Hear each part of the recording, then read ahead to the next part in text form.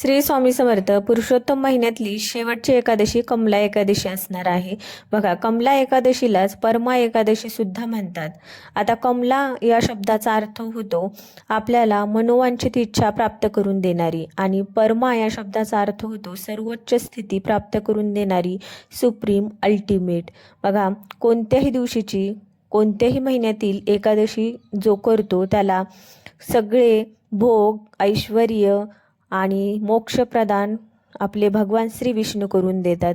त्यामुळे आणि ही शेवटची एकादशी असणार आहे, त्यामुळे ही एकादशी आपल्याला सोडायची नाही, आपल्याला ही एकादशी करायची आहे. मग या व्हिडिओमध्ये आपण पाहणार आहोत तुळशी मातेची सेवा कशी करायची किंवा काय करायचे जेणेकरून दारिद्र्य आपल्या घरातील सगळे संपून जाईल, अशी तुळशी मातेची सेवा आज आपण पाहणार आहोत. तसेच पारण वेळ काय आहे, उपवास कधी सोडायचा, याबद्दल सगळी माहिती आज पाहणार आहोत. व्हिडिओ शेवटपर्यंत पहा आणि आवडला तर कमेंट बॉक्समध्ये ओम नमो भगवते वासुदेवाय लिहायला विसरू नका. चला तर मग सुरुवात करूयात. बघा, परमा एकादशी 11 तारखेला म्हणजेच कमला एकादशी 11 तारखेला गुरुवारी सुरू होणार आहे, म्हणजे असणार आहे. तर या दिवशी आपल्याला एकादशी करायची आहे. आदल्या दिवशी दशमी असेल आणि दुसऱ्या दिवशी एकादशी, तिसऱ्या दिवशी द्वादशी, असा 3 दिवसाचा उपवास असणार आहे. बघा, नियमपूर्वक जर आपण हे व्रत केले तर आपल्या आयुष्यातील सगळ्या तामसिक गोष्टी नष्ट होतात, नकारात्मकता दूर होते, आपल्या घरात धन, ऐश्वर्य, संपदा नांदायला सुरुवात होते आणि आपल्या घरात जे काही दुःख असतात ते नष्ट होतात. तसेच आपल्या घरात ऐश्वर्य नांदायला सुरुवात होते आणि आपले जे पूर्वकर्मीचे जे सुकृत असतात, पाप असतात, ते नष्ट होतात फक्त एकादशी केल्याने. त्यामुळे एकादशी करायची असते.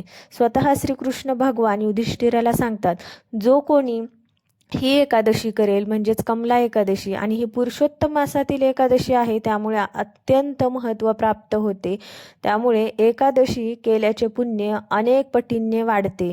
बघा, श्रीकृष्ण भगवान युधिष्ठिराला सांगतात, जो कोणी ही एकादशी करेल त्याला सुख, संपदा, ऐश्वर्य, धन प्राप्त होते आणि शेवटी त्याला चतुर्भुज रूप प्राप्त होऊन वैकुंठ लोक प्राप्त होतो, असे श्रीकृष्ण भगवान युधिष्ठिराला सांगतात.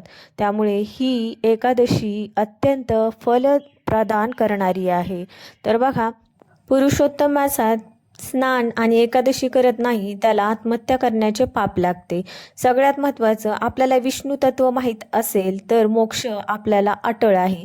पण विष्णू तत्व माहीत नसेल आणि जर आपण फक्त एकादशी करू तीही नियमपूर्वक आणि पारण वेळेतच आपण जेव्हा उपवास सोडतो तेव्हा पूर्ण फलदायी ठरते आपल्याला ही एकादशी. तर बघा, जेव्हा आपण नियमपूर्वक एकादशी करतो तेव्हा आपण श्री महाविष्णूंचे प्रतिरूप बनतो. म्हणजे आपण चतुर्भुज रूप घेऊन गरुडावर विराजमान होऊन वैकुंठ लोकाला जातो आणि तिथे आपण भगवंताचे पार्षद बनतो.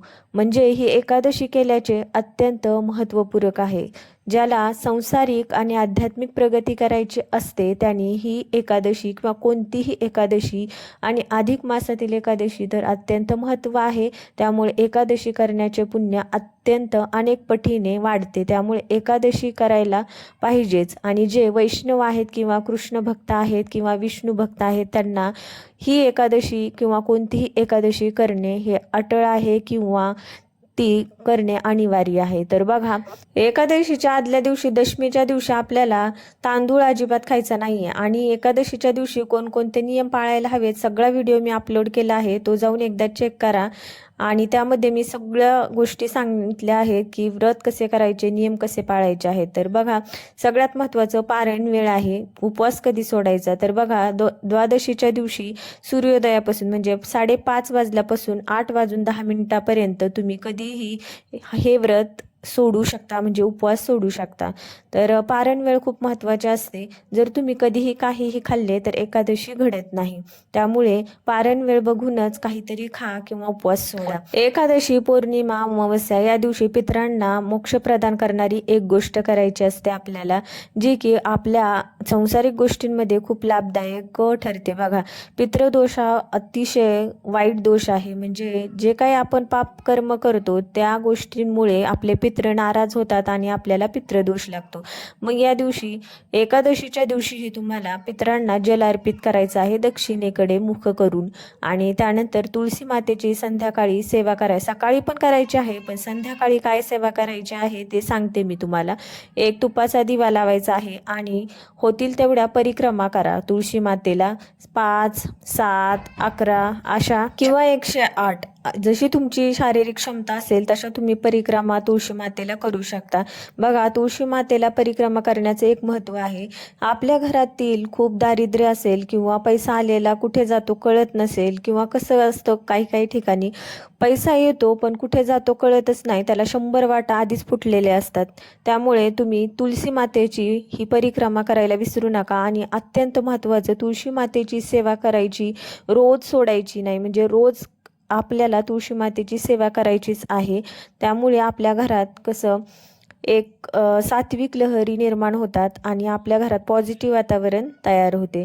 त्यामुळे ही गोष्ट करायची विसरू नका. तर बघा, एकूण एकच आपल्याला कमला एकादशी करायची आहे. कमला एकादशी केल्याचे महत्पुण्य आहे. सर्वोच्च स्थिती प्राप्त होते, आपल्या मनातील सगळ्या इच्छा पूर्ण होतात आणि शेवटी आपल्याला वैकुंठ धाम प्राप्त होतं. तसेच आपण विष्णूचे प्रतिरूप बनून गरुडावर विराजमान होऊन वैकुंठात जातो, अशी याची एक सांगता म्हणता येईल. त्यामुळे ही एकादशी नक्की करा. तुम्हाला व्हिडिओ कसा वाटला नक्की सांगा. चॅनलला सबस्क्राईब करा.